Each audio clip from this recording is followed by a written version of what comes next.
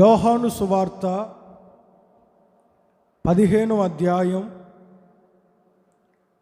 15వ వాక్యాన్ని నేను చదువుతాను.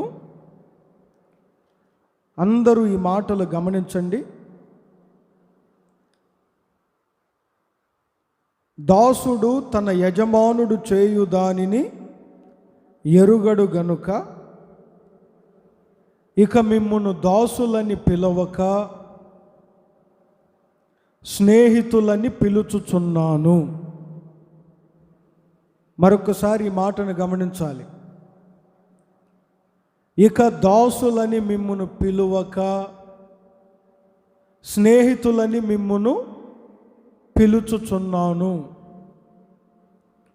యేసుక్రీస్తు స్వయంగా మనతో చెబుతున్న మాట ఏమిటంటే, ఇక మీరు దాసులు కాదు, ఇక మీరు బానిసలు కాదు, ఇక మీరు దాసత్వంలో నడిపించబడేవారు కాదు. ఇప్పటి వరకు ఒకవేళ మీరు దాసులుగా ఉన్నారేమో, ఇక నుంచి నేను మిమ్మును స్నేహితులుగా పిలుచుచున్నాను. ఇప్పుడు మనమందరము ఎవరమంటే దేవుని యొక్క స్నేహితులము. అందరు చెప్పండి, మనం ఎవరమే? దేవుని స్నేహితులం. మన స్నేహితుడు ఆయన స్నేహితులం మనం. ఇక మీరు దాసులు కాదు.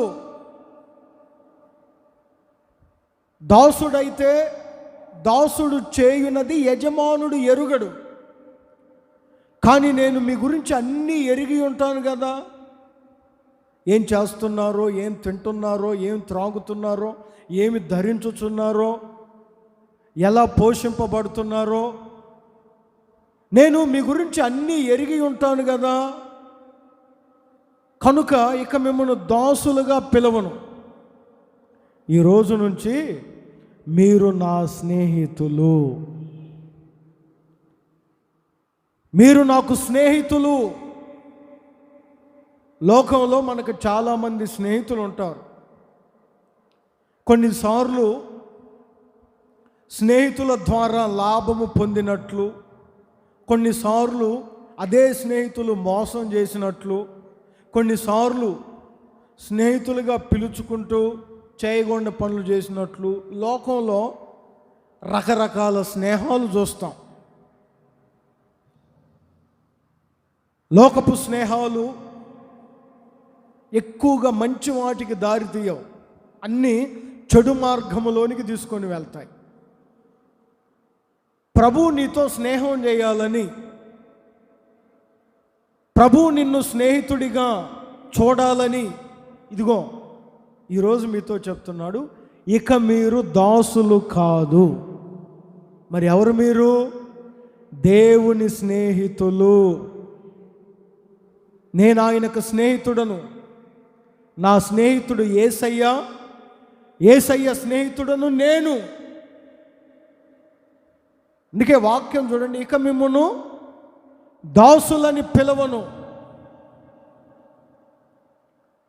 ఇక నుంచి మీరందరూ నా స్నేహితులు. మరి స్నేహితుడు కొరకు దేవుడు ఏం చేస్తారో తెలుసా? స్నేహితుడు కొరకు దేవుడు ఏం చేస్తారో తెలుసా? లూకా సువార్త 11వ అధ్యాయం, పరిశుద్ధ గ్రంథంలో లూకా సువార్తమానం 11వ అధ్యాయం 5, 6, 7, 8 వాక్యాలలో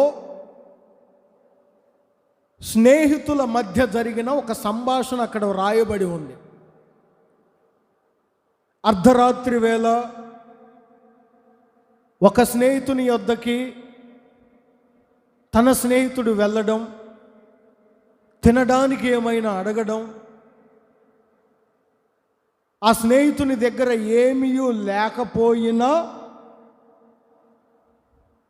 8వ వాక్యంలో ఉంటుంది చూడండి, అతడు తన స్నేహితుడైనందున లేచి ఇయ్యకపోయినను మాటి మాటికి అడగటం వలన కావలసినవన్నీ ఇచ్చును. కొన్నిసార్లు మనం చూస్తే పెట్టాలనిపించదు దేవునికి, కొన్నిసార్లు మనం చూస్తే ప్రేమించాలనిపించదు, కొన్నిసార్లు మనం చూస్తే అసహ్యమేస్తుంది దేవునికి. కొన్నిసార్లు మన ప్రవర్తన కానీ, మన మాటలు కానీ, మన బిహేవియర్ కానీ, మనం చేస్తున్న పనులు ఏమైనా చూస్తే అసహ్యమేస్తుంది.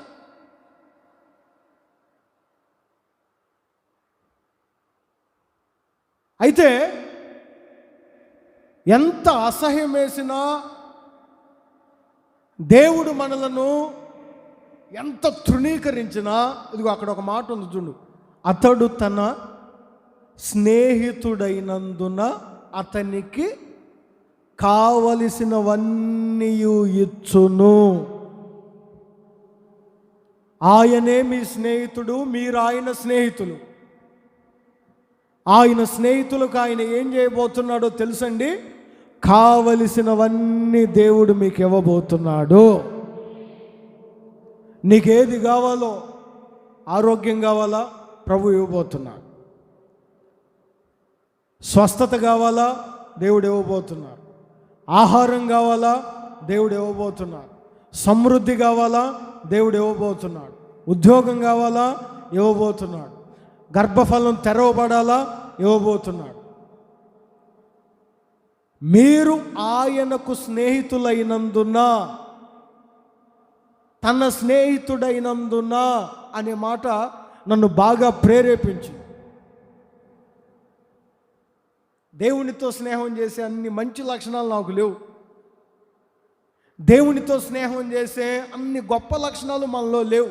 అయినా మనము ఆయన స్నేహితులము గనుక ఆయనకి ఇష్టం లేకపోయినా మనకు కావలసినవన్నీ దేవుడిస్తారు. ఎందుకంటే ఇక మీరు దాసులు కాదు. ఎవరు మీరు? ఇక మిమ్మును స్నేహితులని పిలవబోతున్నాను. ప్రభు మిమ్మును స్నేహితులుగా అంగీకరించబోతున్నాడు. మీరు ఆయన స్నేహితులు. నేను ఆయనకు స్నేహితుడను. నా దేవుడు నాకు స్నేహితుడండి. మరి ఏం చేస్తున్నాడు ఆయన? మనకు కావలసినవన్నీ, చెప్పండి అందరూ, మనకు కావలసినవన్నీ ఇచ్చును. మనకు కావలసినవన్నీ ఇవ్వడానికే కొన్ని వేల సంవత్సరాల క్రితమే నిజ స్నేహితుడిగా ఈ లోకానికి వచ్చి ప్రాణం పెట్టి తన రక్తాన్ని కార్చి పరిశుద్ధతలో నిలబడి సమాధి బండను చీల్చి పునరుద్ధానుడై తిరిగి లేచి మరలా మనకొక పట్టణాన్ని సిద్ధపరచుచు మరలా ఆయన మన కొరకు రాబోతున్నాడు. ఇవన్నీ ఎందుకు చేస్తున్నాడంటే మనం ఎవరమే ఆయనకి, చెప్పండి అందరు చెప్పండి, మనం ఎవరమే ఆయనకి దాసులము కాదు.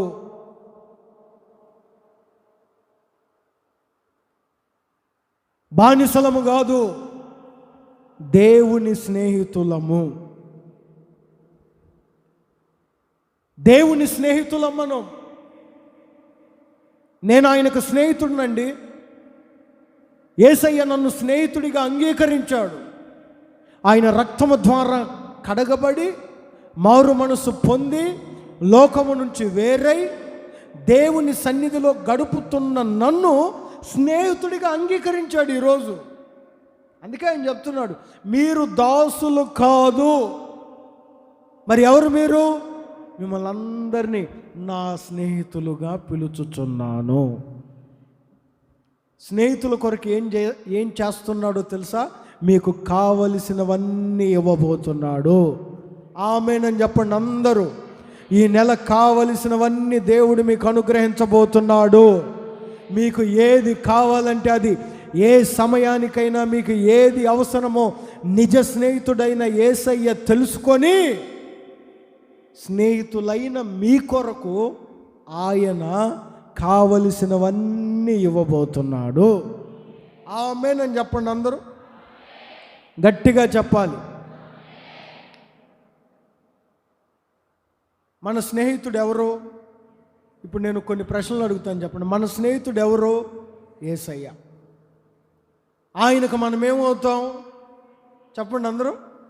ఆయనకు మనం ఏమవుతాం? మీరు ఇక దాసులు కాదు, మీరందరూ ఎవరంటే నా స్నేహితులు. మరి స్నేహితులైన మన కొరకు ఆయన ఏం చేస్తున్నాడని చెప్పాను? కావలసినవన్నీ ఇస్తున్నాడు.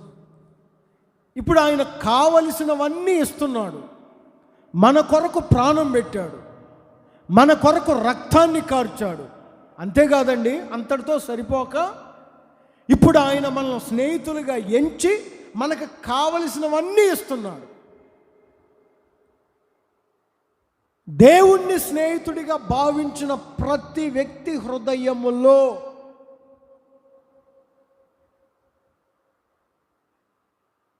స్నేహితుడనైతే అనే మాట అనుకోవాలి. ఈరోజు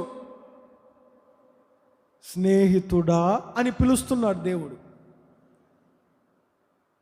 ఈరోజు దేవుడు మన దగ్గరకు వచ్చి స్నేహితుడా, స్నేహితుడా. నేను ఈరోజు మీతో చెప్పాలనుకున్న సందేశం ఏంటో తెలుసా? స్నేహితుడా అని ఒక 2-3 డాట్లు పెట్టి ఒక క్వశ్చన్ మార్క్ పెట్టుకోండి.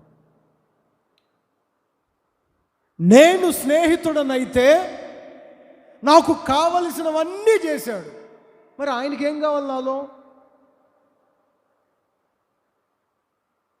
నా కొరకు కావలసినవన్నీ చేస్తున్నాడు నా నిజ స్నేహితుడు. ఆయన మరి నా కొరకు కావలసినవన్నీ చేస్తుంటే నేనేం చేయాలి? ఆయన నన్ను స్నేహితుడా అని పిలుస్తున్నాడు, నేనేం చేయాలి? స్నేహితుడా, ప్రభు పిలుస్తున్నాడు ఈరోజు. స్నేహితుడా, మిమ్మల్ని నేను ఇక దాసులుగా పిలవను, మీరెవరు? నా స్నేహితులు. స్నేహితుడా, నువ్వు అప్పుడు ఏమనుకోవాలి? నేను స్నేహితుడనైతే. స్నేహితుడినైతే ఏంటి? నేను స్నేహితుడినే, ఆయన స్నేహితుడును, మేమిద్దరం ఫ్రెండ్స్, ఆయన నేను క్లోజ్, డీప్, మంచి రిలేషన్ ఉంది, దేవునికి నాకు మంచి స్నేహం ఉంది. మరి ప్రభు నిన్ను కొన్ని ప్రశ్నలు అడుగుతున్నాడు ఈరోజు. వాటికి జవాబు నీ దగ్గర ఉందా? స్నేహితుల దినోత్సవం అని స్టేటస్లు పెట్టుకొని, నా స్నేహితులు ఎంతమంది ఉన్నారు, వారు నాకు అది చేశారు ఇది చేశారు అని చెప్తున్నావు. దేవుడు నిన్ను స్నేహితుడా అని అడుగుతున్నాడు. ఆయన నిన్ను కొన్ని అడుగుతున్నాడు, మరి దానికి జవాబు చెప్పగలవా? నిజ స్నేహితుడైన యేసయ్యకు ఏం అడుగుతున్నాడు? స్నేహితుడి దగ్గరికి వెళ్ళాడు. నేను మీకు ఒక 3 సందర్భాలు చెప్తాను. మత్తయి సువార్తమానం 20వ అధ్యాయం.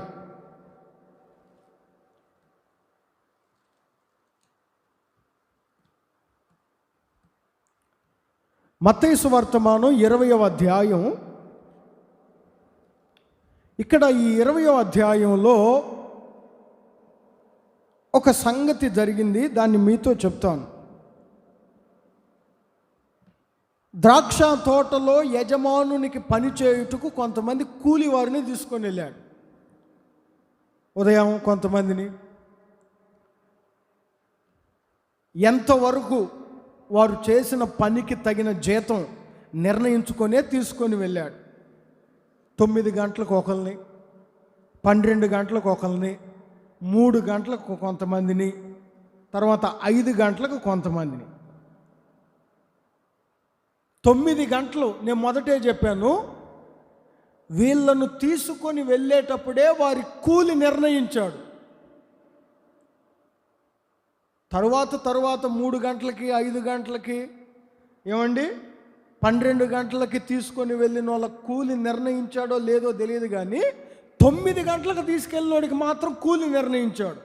అక్కడ ఒకటి ఉంటుంది చూడండి, 20వ అధ్యాయం 2వ వాక్యంలో, దినమునకు 1 దేనారము చొప్పున పనివారితో వడబడి తన ద్రాక్ష తోటలోనికి. ఇక్కడ మీరు సంగతిని గమనిస్తే పని అంతా ముగించబడింది. సాయంత్రం పూట వారి జీతాన్ని ఇచ్చేటప్పుడు ఉదయాన్నే 9 గంటలకు వచ్చినాడు అనుకుంటున్నాడు వీరందరికంటే నాకు ఎక్కువ కూలి ఇస్తాడని.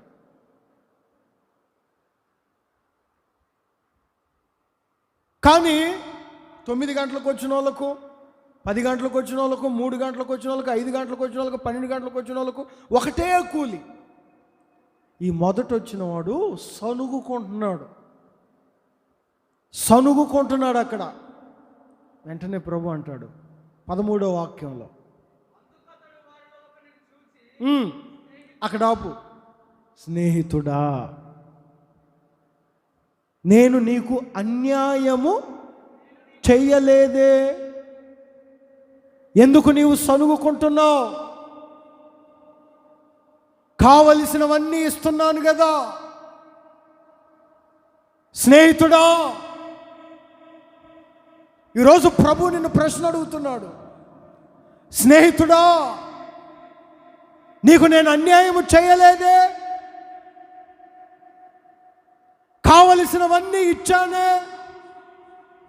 జనవరి నెల నుంచి ఈ జూలై నెల వరకు నీకు కావలసినవన్నీ ఇచ్చానే, ఇంకా ఎందుకు నువ్వు సనుక్కుంటున్నావు?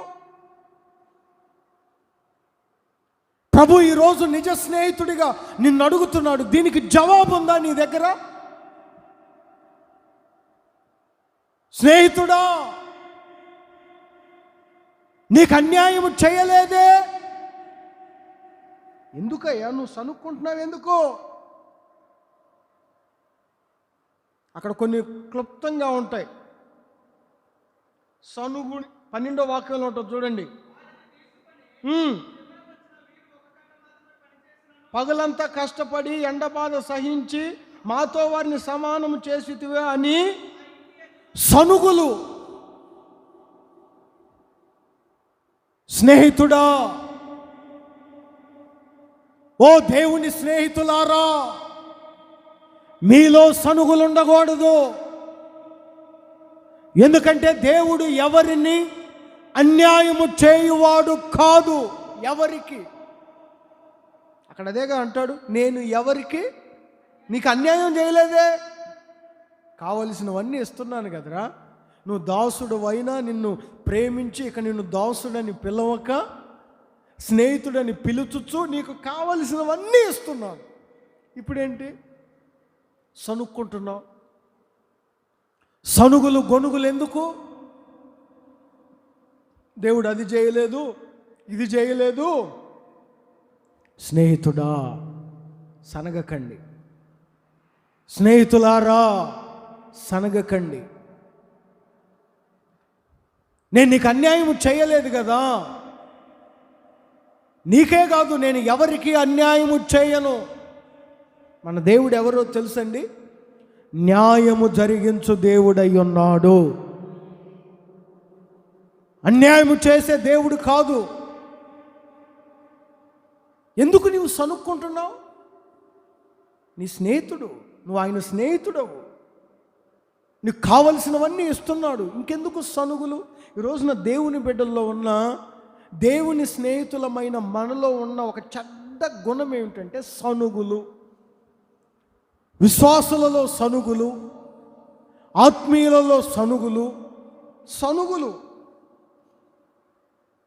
ఏదో జరిగిపోతుందని, ఏదో అయిపోతుందని, అన్యాయం అయిపోతున్నాను నేను, అబ్బా నన్ను దేవుడు అన్యాయం చేశాడు, ఇక అబ్బో నా వ్యాపారం అన్యాయం అయిపోయిందని సనుగులు ఎంత భయంకరమో తెలుసండి. లక్షల మందిగా ఐగుప్తు నుంచి బయలుదేరి కొద్ది మందిగా పాలు తేనెలు ప్రవహించు దేశములో ప్రవేశించడానికి గల ప్రాముఖ్యమైన కారణం సనుగులు. కొరింథీయులకు రాసిన మొదటి పత్రిక 10వ అధ్యాయం 10వ వాక్యములో, కొరింథీయులకు రాసిన మొదటి పత్రిక 10వ అధ్యాయం 10వ వాక్యములో, మీరు సనగకుడి, వారిలో కొందరు సనిగి నశించిపోయిరి. సనగకండి. ఎదుటి వారికి ఉద్యోగం వస్తే మీరు సనక్కండి. ఎదుటివారు మంచి స్థితిలో ఉంటే మీరు సనక్కండి. నీకు చేయలేనిది ఎవరైనా నీ ఇంట్లో వారికి చేస్తే సనగకండి. స్నేహితుడా, నేను నీకు అన్యాయం చేయను కదా, ఎందుకు ఇంక సనుగుడు? నా ప్రభు చూడండి ఎంత చక్కగా అడుగుతున్నాడో. స్నేహితుడా, నేను నీకు అన్యాయము చేయలేదే, కావలసినవన్నీ ఇస్తున్నానే. అరణ్యములో 40 సంవత్సరాలు చెప్పులు అరిగిపోకుండా, వస్త్రములు మాసిపోకుండా వారిని నడిపించానే, ఇంకెందుకు సనుగులు? వారు ఎలాంటి సనుగుల్లో ఉన్నారో తెలుసండి. అప్పుడు నిర్గమాకాండం 16వ అధ్యాయం, పరిశుద్ధ గ్రంథంలో నిర్గమాకాండం 16వ అధ్యాయం, ఈ 16వ అధ్యాయం 7, 8, 9, 10, 11 5 వాక్య భాగాలలో రాయబడిన మాటలు మనం చదవగలిగితే 7వ వాక్యం నుంచి వినుచున్నాడు. ఉదయాన్నే మహిమను చూస్తారు, సాయంత్రానికి మళ్ళీ మాకు అది తక్కువైంది ఇది తక్కువైందని సొనుగుతారు. ఇలా బుద్ధి ఏంటో తెలుసా? ఉదయానికి దేవుని మహిమను చూస్తారు, పరలోకం నుంచి ఆకాశం నుంచి దిగి వచ్చిన మన్నాను తింటారు. సాయంత్రానికి మళ్ళీ ఏదో ఒక కొరత కలుగుతుంది, సణుగుతుంటారు. కొంతమందికి దేవుడు ఎన్ని మేళ్ళు చేసినా కానీ ఏం చేశాడు మాకు, ఏం చేశాడని, ఏం చేశాడు అనే భ్రమలోనే ఉండి సణుగుతుంటారు. 6, 7, 8, 9, 10 వాక్య భాగాల్లో ఇంకా చదివితే కొన్ని మాటలు ఉంటాయి అక్కడ. చదవండి 8వ వాక్యం. చూడండి, తినుటకు మాంసమును ఆహారమును చాలినంత. స్నేహితుడు ఏం చేస్తాడని చెప్పాను ప్రారంభంలోనే, కావలసినవన్నీ ఇచ్చును. ఇక్కడ వీరికి కావలసినంత ఆహారం, చాలినంత మాంసం అన్నీ ఇచ్చాడు. తింటున్నంతసేపు బాగానే ఉంటారు కొంతమంది. ఇశ్రాయేలీలు బుద్ధులు ఎక్కడికి పోతాయి? తింటున్నంతసేపు బాగానే ఉంటారు. దేవునికి స్తోత్రం, నాకు అది ఇచ్చాడు ఇది ఇచ్చాడు, ఓ హల్లెలూయా, గాడ్ బ్లెస్ యూ, గ్లోరీ అంటారు.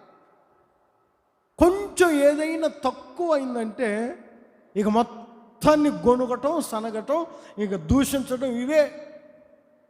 ఉదయాన్నే మహిమను చూస్తారు, కాసేపు ఆహారాన్ని తింటారు, మాంసాన్ని తింటారు, అన్నీ తాగుతారు, అన్నీ తింటారు. మరలా సాయంత్రానికి ఏం చేస్తారో తెలుసండి? కుటుంబ ప్రార్థన చేసుకోవాల్సిన సమయంలో కూర్చొని ఎదురు కూర్చొని సనుక్కుంటుంటారు. స్నేహితుడా, నువ్వు సనగవద్దు, సనుగులు మానండి. దేవుని స్నేహితులమైతే సనుగులు మానుడి. ఎందుకంటే ఆయన అన్యాయం చేసే దేవుడు కాదు. ఎవరికైనా ఆయన న్యాయమే జరిగిస్తాడు. అన్యాయం చేయు దేవుడు కాదు. కొంతమంది ప్రతి విషయంలో నేను అన్యాయం అయిపోతున్నానేమో, నన్ను అన్యాయం చేస్తున్నారు, నా తల్లిదండ్రులు నన్ను పట్టించుకోవట్లేదు, నేను ఒంటరిదానిగా మిగిలిపోతాను. ఎవరు పట్టించుకోకపోయినా నీ నిజ స్నేహితుడైన యేసయ్య, ఆయన స్నేహితుడైన నీ కొరకు నీకు న్యాయమే చేస్తాడు, నీకు కావలసినవన్నీ ఇస్తాడు. సనక్కండి స్నేహితుడా, సనగవద్దు. ఇంకొక సంగతిని చెప్తాను. లూకా సువార్త 12వ అధ్యాయం 4వ వాక్యం. లూకా సువార్త 12వ అధ్యాయం 4వ వాక్యాన్ని చదివితే,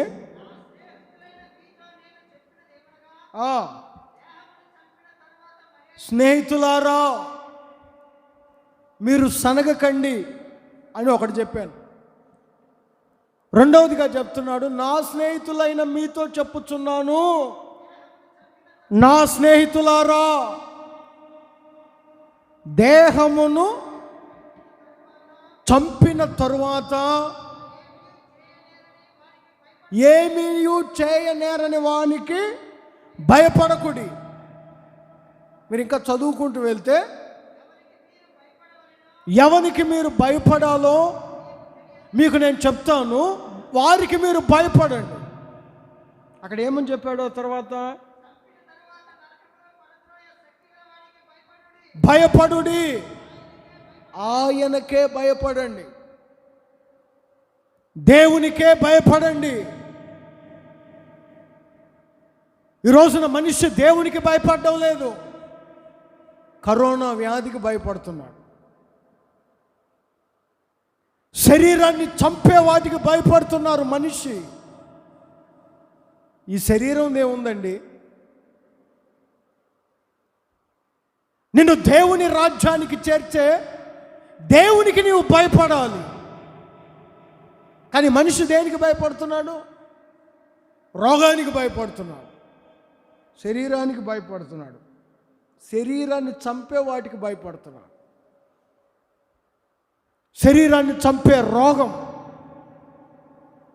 లోక సంబంధమైన అన్నిటికీ భయపడుతున్నారు. లోక సంబంధమైన కొంతమందికి చూడండి ఎంత భయమో, ఎంత భయమో. ఈ మధ్య నేను సెల్ ఫోన్లో చూశాను, వాట్సాప్లో, ఆ వైరస్ ఎలా వస్తుందో తెలియక గోంగూర కట్టను కూడా సబ్బేసి కడుగుతుంది ఒక ఆమె. గోంగూర కట్టను మీరు చూశారు, గోంగూర కట్టని, ఆకుకూర కట్టని అన్ని పెట్టుకొని సబ్బేసి రుద్దుతుంది కూర్చొని, ఏదొచ్చి ఏది పోద్దు అని. బాబా, శరీరానికి ఎంత భయపడుతున్నారో, ఈ శరీరాన్ని నశింపజేసే వాటికి ఎంత భయపడుతున్నారో. మరి నీ ఆత్మ నరకంలో పడిపోకుండా దేవుని రాజ్యానికి చేర్చే దేవునికి ఒక్క క్షణమైన భయపడగలుగుతున్నామా? దేనికి మీరు భయపడుతున్నారు? స్నేహితుడా, నీవు ఆయనకే భయపడాలి. మీరు నా స్నేహితులు, మీరు దేనికి భయపడుతున్నారు? లోకానికి భయమా? లోకం అంటే భయం, అప్పులంటే భయం, ఏమండి, కుక్కలంటే భయం కొంతమందికి, రోగం అంటే భయం, భయపడుతున్నారు. ప్రభు అంటారు, దానికి కాదు మీరు భయపడవలసింది. ప్రతి క్షణం నేను దేవుని సన్నిధి నుంచి, దేవుని స్నేహము నుంచి నేను ఎక్కడ దూరం అవుతానా అనే భయం ప్రతి క్రైస్తవునికి ఉండాలి. ఈ కార్యం చేస్తే దేవుడు నా నుంచి దూరం అవుతాడేమో, ఇది నేను చేయకూడదు. ఇలా మాట్లాడితే దేవుడు నా నుంచి దూరం అవుతాడేమో, ఇలా నేను మాట్లాడకూడదు. ఇలా ప్రవర్తిస్తే దేవుని స్నేహం నుంచి నేను విడిపోతానేమో, ఇలా ప్రవర్తించకూడదు. ఈ భయం ఉండాలి మనకి. ఈ భయం లేదు. కనబడిన రోగానికైతే ఏమో భయపడతాం. కొంతమంది చూడండి, కనబడిన రోగానికి భయపడతారు, అప్పులకు భయపడతారు. ఎందుకంటే శరీరాన్ని చంపే ప్రతి దానికి భయపడతాడు మనిషి.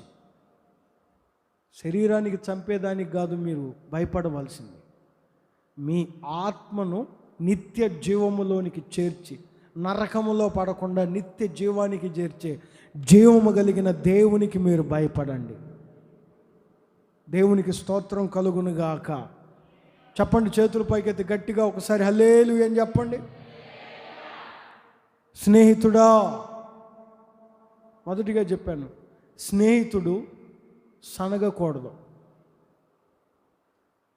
దేవుని స్నేహితులమైన మనం చెప్పండి ఏం చేయకూడదు? సనగకూడదు. దేవుని స్నేహితులమైన మనం దేవునికి భయపడాలి. స్నేహితుడా భయపడుతున్నావా? లేదండి, నాకు అన్నీ భయమే. మీరంటే నాకు భయం లేదు.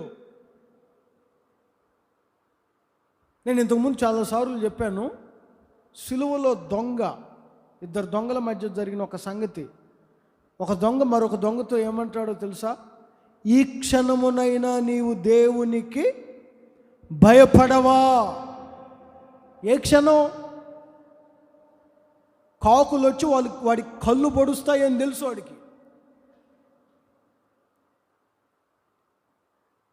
సిలువ వేసేది ఎందుకంటే జీవంతో ఉండగానే జంతువులు వచ్చి పొడిచి చంపడానికి. యేసుప్రభుని మాత్రం వీళ్ళే పొడిచారనుకో, అది వేరే విషయం. అటువైపు ఒక దొంగ, ఇటువైపు ఒక దొంగ వేలాడుతున్నారు. సిలువ మరణం, సిలువ వేశారంటే ఇక వాడు ఆ సిలువ మీదనే జావాలి. కాకులు వచ్చి పొడుస్తుంటాయి, రాబందులు వచ్చి పీక్కు తింటాయి, గద్దలు వచ్చి పొడుస్తుంటాయి, పక్షులన్నీ వచ్చి పొడుస్తుంటాయి. ఏం చేయలేడు, ఎందుకంటే చేతులు కాళ్ళు కట్టేశారు. ఘోరమైన మరణం అది. దొంగకి తెలుసు సిలువ మరణం ఎలా ఉంటుందో. అందుకే మరొక దొంగ అంటాడు, వేలాడుతున్నావు, ఈ క్షణములోనైనా నువ్వు దేవునికి భయపడవా? కొంతమంది చూడండి, ఎన్ని జరుగుతున్నా దైవ భయమే ఉండదు కొంతమందికి. లూకాసు వార్త 23వ అధ్యాయం 39-40 వాక్యాలలో, లూకాసు వార్త 23వ అధ్యాయం 39-40 వాక్యాలను చూడండి. ఒకడు క్రీస్తువు కదా చెప్పాను, గద్దించి నీవు అదే శిక్షా విధిలో ఉన్నావు గనుక భయపడవా? భయం లేదా?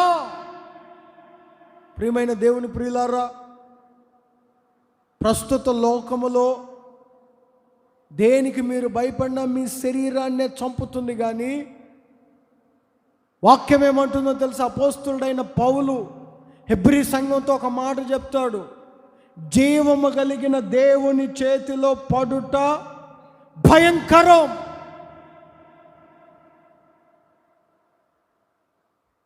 దైవ భయము కలిగి జీవించాలి. ఎందుకు చెప్పాడు ఆ మాట? 10వ అధ్యాయం హెబ్రీ పత్రిక 10వ అధ్యాయం 31వ వాక్యం. భయంకరం. ఎవరి గురించి చెప్పాడంటే, ఒకసారి వెలిగింపబడి పరలోక వరమును రుచి చూచి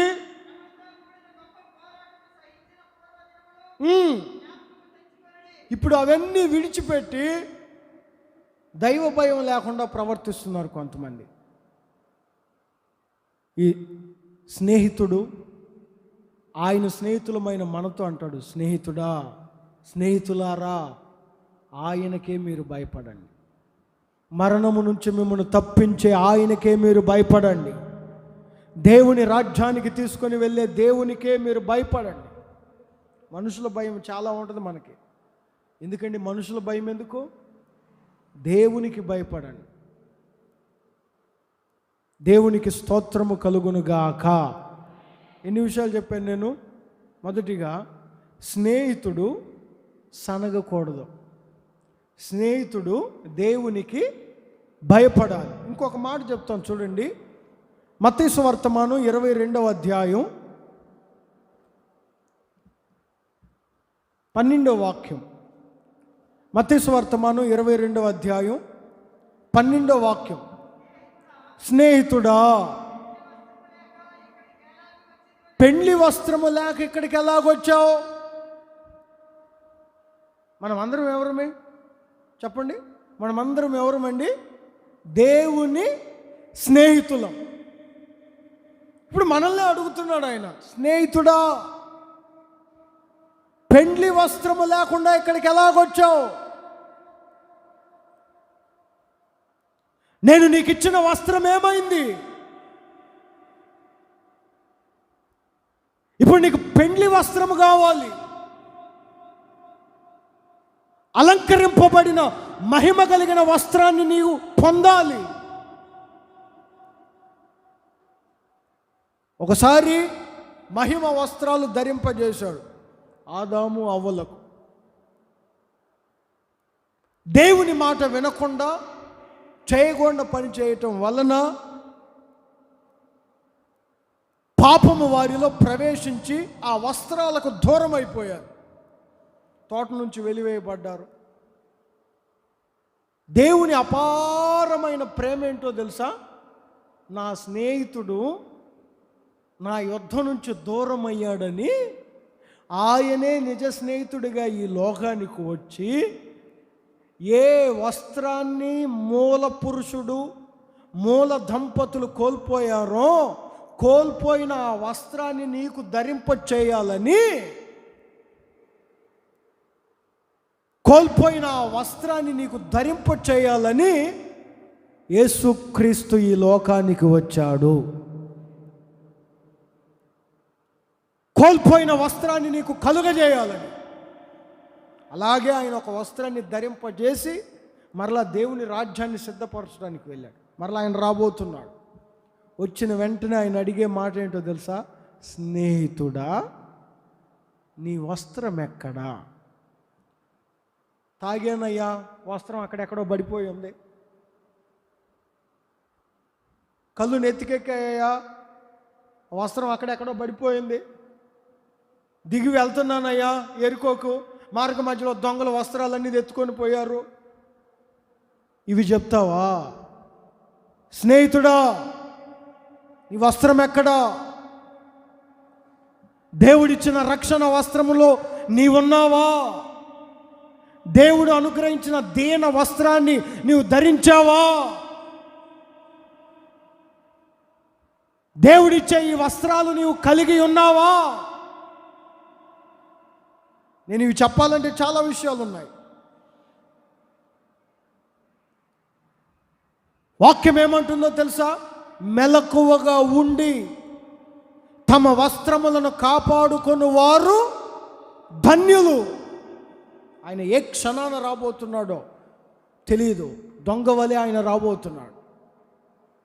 మెలకువగా ఉండి వస్త్రములను కాపాడుకున్న వారు ధన్యులు. దేవుడిచ్చిన ఈ రక్షణ, దేవుడిచ్చిన ఈ మహిమ, దేవుడు మనకిచ్చిన ఈ ధన్యత భయముతో వణుకుతో ప్రతి నిత్యం మనం కాపాడుకోవాలి. Praise the lord. చెప్పండి, చేతులెత్తి గట్టిగా ఒకసారి హల్లెలూయా అని చెప్పండి. మన స్నేహితుడండి ఆయన. మన కొరకు కావలసినవన్నీ చేస్తున్నాడు. మనం సనుగులు మానలేమా? ఆయన కొరకు ఆయనకు భయపడలేమా? ఆయన కొరకు ఆయన వచ్చి అడిగేంత వరకు ఆయన ఇచ్చిన వస్త్రాన్ని కాపాడుకోలేమా? అలా నా స్నేహితుడు ఆయన, నేను ఆయన స్నేహితులమని చెప్పుకుంటామే. దేవుని స్నేహితులమైన మనలో ఏముండాలి? కొన్ని విషయాలు నేను మీతో చెప్పాను. స్నేహితుడా, మొదటిగా ఏం చెప్పాను? స్నేహితుడా, నేను నీకు అన్యాయం చేయలేదే, నువ్వు ఎందుకు సనుగుతున్నావు? మన దేవుడు అన్యాయం చేసే దేవుడు కాదు. స్నేహితులమైన మనము సనగకూడదు. స్నేహితులమైన మనము ఆయనకు భయపడాలి. స్నేహితులమైన మనము ఆయన ఇచ్చిన వస్త్రాన్ని కాపాడుకోవాలి. మనం ఆయన స్నేహితులం, ఆయన మన స్నేహితుడు. ఆయన మన కొరకు కావలసినవన్నీ చేస్తున్నాడు. ఈ స్నేహితుల దినోత్సవం రోజు ఓ దైవ సేవకునిగా నేను మీతో కొన్ని విషయాలు చెప్పాను. స్నేహితులారా, సనగకండి దేవుని మీద. కార్యాలు జరగలేదని, గర్భం తెరవబడలేదని, ఇంకా ఉద్యోగం రాలేదని సనక్కండి. ఆయన అన్యాయం చేసే దేవుడు కాదు. ఖచ్చితంగా ఏదో ఒక రోజు నీకు న్యాయం చేస్తాడు. సనక్కండి. ఆయనకు భయపడండి, మనుషులకు కాదు. కంటికి కనపడే శరీరాన్ని చంపే వాటికి కాదు, దేవునికి భయపడండి. మంచి మంచి వస్త్రాలు కట్టుకుంటున్నాం, మరి దేవుడిచ్చిన రక్షణలో ఉన్నామా? దేవుడిచ్చిన దీన వస్త్రమును కాపాడుకుంటున్నామా? నోవాహు త్రాగి మత్తుడై వస్త్రాలు కోల్పోయాడు. ఒకడు త్రోవ ప్రక్కన పడిపోయాడు వస్త్రాలు పోగొట్టుకొని. ఆదామావులు ఏకంగా ఆకులు కట్టుకున్నారు వస్త్రాలు కోల్పోయి. మన పరిస్థితులు అలా కాకూడదని దేవుడు అడుగుతున్నాడు. నా స్నేహితుడా, నా స్నేహితుడా. ఆయన స్నేహితులు మనం ఆయన మన స్నేహితుడు, మీరందరూ ఆయనకు స్నేహితులు. కనుక స్నేహితులముగా మనము చేయవలసిన కార్యాలు జరిగిస్తూ నిజ స్నేహితుడైన యేసయ్యను స్నేహితుడిగా అంగీకరించి ఈ విశ్వాస యాత్రలో ముందుకు కొనసాగాలి. ప్రభు ఈ మాటలు మీ హృదయంలో భద్రపరుచునుగాక.